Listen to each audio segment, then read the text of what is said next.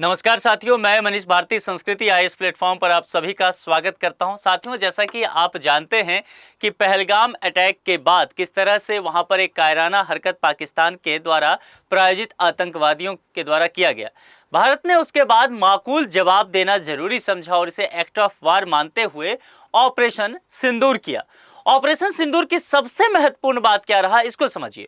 Operation सिंदूर की सबसे महत्वपूर्ण बात रहा कि हमारे कुछ महिला अधिकारी जो हैं, जो महिला पायलट हैं, उन्होंने इस ऑपरेशन में अपनी महत्वपूर्ण भूमिका निभाई। उसको लेकर के हम लोग चर्चा करेंगे कि क्या क्या है। दूसरा, ऑपरेशन सिंदूर को भी हम लोग देखने वाले हैं कि किस तरह से क्या क्या चीजें यहां पर हुआ है। देखिए, दो महिला कर्नल अधिकारी जो है, इनकी काफी यहां पर चर्चा देखने को मिला। घटना क्या था? जम्मू और कश्मीर के पहलगाम में हुए आतंकी हमलों में कई भारतीय नागरिक शहीद हुए, जिन्हें धर्म पूछ करके मारा गया। आप जानते हैं कि हमले की जिम्मेदारी लश्कर तैयबा की एक शाखा है, द रेजिस्टेंस फ्रंट यानी कि टीआरएफ ने ली थी, और इसके बाद भारत ने ऑपरेशन सिंदूर को अंजाम दिया था। अगर 7 मई 2025 को देखेंगे तो पाकिस्तान और पाक अधिकृत कश्मीर यानी कि पीओके के 9 आतंकी ठिकाने पर भारत के द्वारा जो है हमला किया गया था, और इसके बाद 9-10 मई को भारत के द्वारा ब्रह्मोस से हमला किया गया था।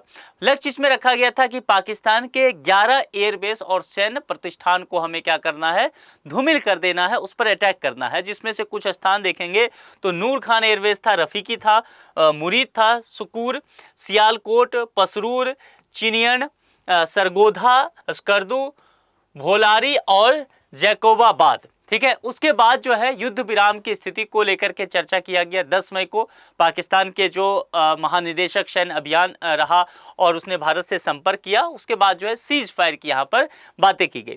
लेकिन इन सब चीज़ों में ये तो घटना हो गया, लेकिन महत्वपूर्ण चीज़ें जो निकल करके आया उसमें 2 महिला अधिकारी को लेकर के।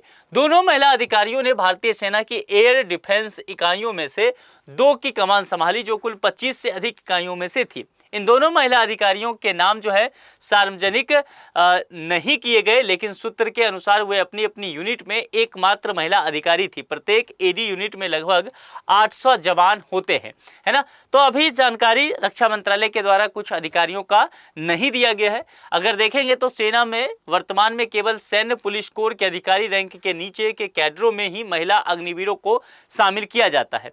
4 दिनों तक चले इस तनावपूर्ण स्थिति में अग्निवीरों ने भी पूरे समर्पण और साहस के साथ अपना योगदान दिया। इसके साथ इसकी ब्रीफिंग का नेतृत्व को लेकर के काफी चर्चा चला, और उसके नेतृत्व जो किया गया भारतीय सेना की कर्नल सोफिया कुरैशी और भारतीय वायुसेना की विंग कमांडर व्योमिका सिंह ने किया था। इन दोनों महिला अधिकारियों ने ऑपरेशन की रणनीति, लक्ष्यों और सफलता के बारे में लगातार मीडिया के साथ विस्तृत जानकारी साझा की थी। तो चलिए एक एक करके इनके विषय में समझते हैं। कर्नल सोफिया कुरैशी जो कि इंडियन आर्मी से संबंधित है, उनके विषय में यहां पर देखते हैं। देखिए, भारतीय सेना के सिग्नल कोर के अधिकारी हैं, जो संचार और नेटवर्किंग की एक्सपर्टीज इनके पास है। वर्ष 2016 में एक्सरसाइज फोर्स 18 में भारतीय सेना की टुकड़ी का नेतृत्व करने वाली ये पहली महिला भी बनी, जो भारत में आयोजित सबसे बड़ा अंतर्राष्ट्रीय सैन्य अभ्यास था। संयुक्त राष्ट्र की अगर बात करेंगे तो संयुक्त राष्ट्र के शांति मिशन के तहत 2006 में कांगो में सैन्य पर्यवेक्षक के रूप में भी इन्होंने अपनी सेवा दी है। और गुजरात से संबंध रखने वाली कर्नल कुरैशी ने बायोकेमिस्ट्री में मास्टर डिग्री प्राप्त की है, और उनका परिवार भी अगर देखा जाए तो वो सैन्य पृष्ठभूमि का ही है।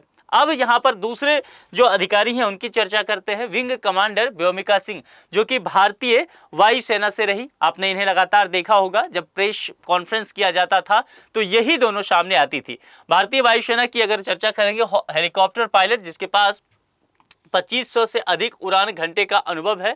चेतक और चीता जैसे हेलीकॉप्टरों को जम्मू कश्मीर और पूर्वोत्तर भारत के कठिन इलाकों में इन्होंने उड़ाया है। 2020 में अरुणाचल प्रदेश में एक उच्च जोखिम वाले बचाव मिशन का नेतृत्व भी इन्होंने किया, जिसमें इन्होंने प्रतिकूल मौसम और दुर्गम इलाकों में नागरिकों को सुरक्षित वहां से निकाला। 2021 में अगर चर्चा करेंगे कि 1650 फीट ऊंचे माउंट मणिरंग पर त्रिसेवा की महिला पर्वतारोहण अभियान में भी इन्होंने भाग लिया था। अब जरा यहाँ पर चर्चा करते हैं, जरा विस्तृत स्तर पर चलते हैं कि भारतीय सेनाओं में महिलाओं की क्या स्थिति है। कुछ डेटा देखते हैं, उससे हमें और चीजें समझ में आएगा कि आगे चल करके भारतीय सेनाओं में बड़े अधिकारी के रूप में निश्चित तौर पर यदि हमें महिलाएं दिखती हैं तो हमें ये समझना पड़ेगा कि स्थिति दरअसल क्या है। भारतीय सेना में महिलाओं की स्थिति अगर अभी भी देखें भागीदारी, तो वो बेहद सीमित ही है। लेकिन धीरे धीरे बढ़ रही है। भारतीय थल सेना यानी आर्मी की बात करेंगे तो लगभग 12 लाख जो है पुरुष सैनिक कार्यरत हैं।